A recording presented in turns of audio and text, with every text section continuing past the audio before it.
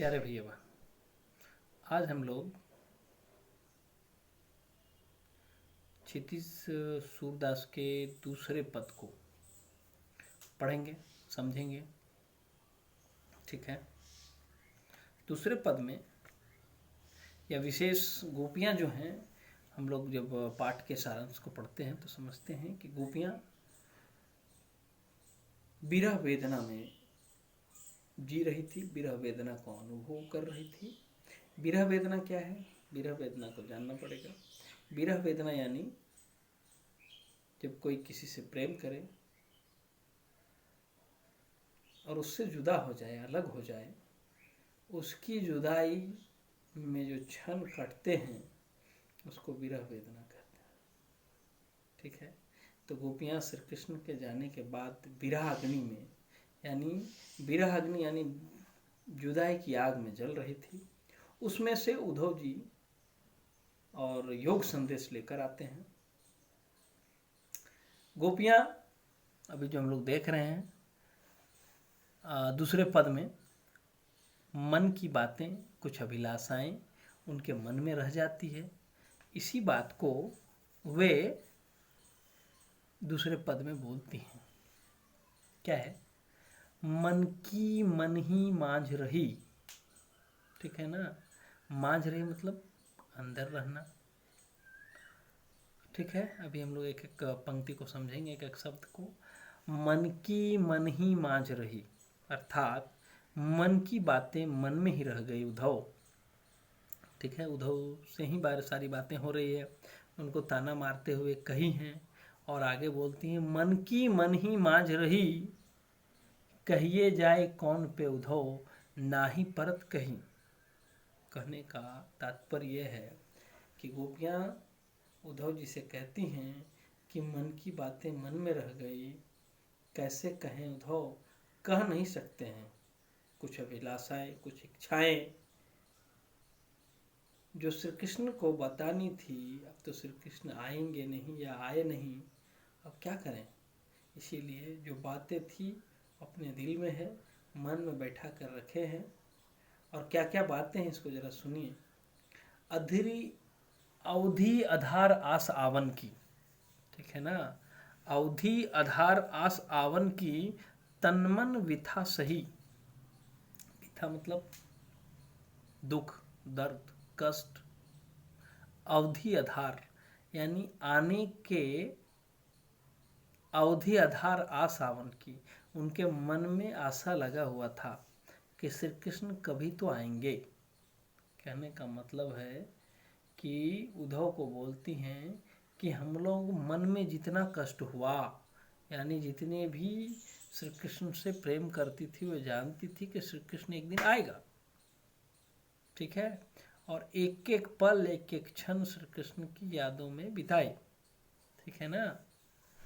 इसीलिए लिखा हुआ है अवधि।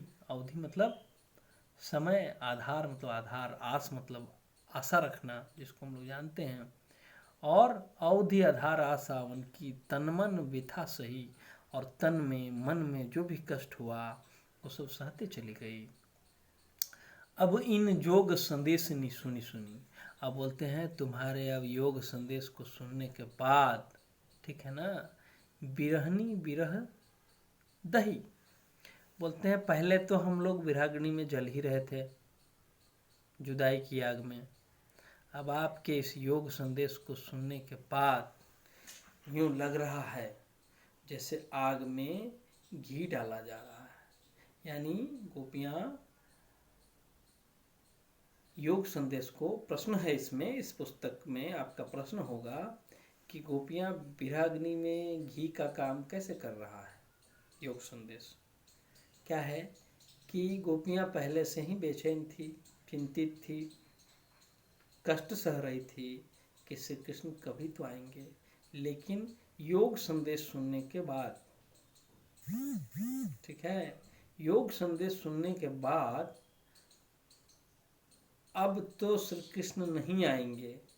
श्री कृष्ण ने संदेशा भिजवाया है, वही श्री कृष्ण जिसके प्रेम में हम विराग्नि में जल रहे हैं, और वह श्री कृष्ण हमें योग संदेश भिजवाया है। यानी विरह अग्नि में यह हम पहले से जल रहे थे, एक घी की आहुति भी डाल दी है, यानी और भी तेजी से आग लग रही है, जल रही है, हम और उसमें ज्वाला में जल रहे हैं। आगे,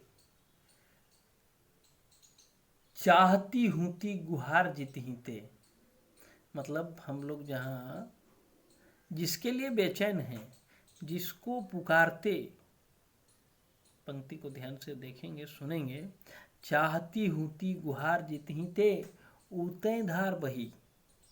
कहने का तात्पर्य है कि हम लोग चाह रहे थे श्री कृष्ण से, एक निवेदन करते, श्री कृष्ण से प्रेम करते हैं, श्री कृष्ण आते, लेकिन पता चला उतै धार बही। कहने का अर्थात है कि वहीं से यह धार चला है। ठीक है ना, धार चलेगा मतलब क्या, उतै धार बही मतलब श्री कृष्ण ही भिजवाया है। जिसको हम लोग जाके कहते या जिसके लिए हम बेचैन थे, चिंतित थे, दुख दर्द को सह रहे थे जिसके प्रेम में, अब पता चला कि वही यह संदेश भिजवाया है। सूरदास अब धीर धरहिं क्यों। सूरदास जी के गोपियों के माध्यम से सूरदास जी कहते हैं कि अब धीर धरहिं, धीर धरी मतलब धैर्य, यानी धीर धरें, यानी कि मर्यादा न लही, मर्यादा न रहा। और श्री गोपियाँ कहती हैं कि अब हम लोग धैर्य क्यों धरें। ठीक है ना, श्री कृष्ण ने ही सभी मर्यादाओं को त्याग कर, ठीक है ना, त्याग कर दिया है, भला हम धैर्य कैसे धरें। अर्थात प्रेम के बदले प्रेम होना चाहिए, न कि प्रेम के बदले योग संदेश।